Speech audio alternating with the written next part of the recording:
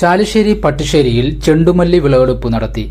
ചാലിശ്ശേരി ഗ്രാമപഞ്ചായത്തിലെ 3-ാം വാർഡ് പട്ടിശ്ശേരിയിൽ ചെണ്ടുമല്ലി കൃഷിയുടെ വിളവെടുപ്പ് നടത്തി.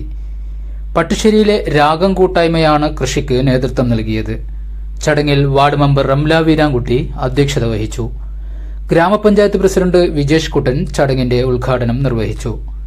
Block panchayat vice president PR Kunhunni ആദ്യ വിൽപ്പന നടത്തി. Chalissery Krishibhavan officer Ramakrishna Sudarshan, AM Shafeeq, AM Abdullakutty, Gopinath Palancheri തുടങ്ങിയവർ ആശംസകളർപ്പിച്ച് സംസാരിച്ചു.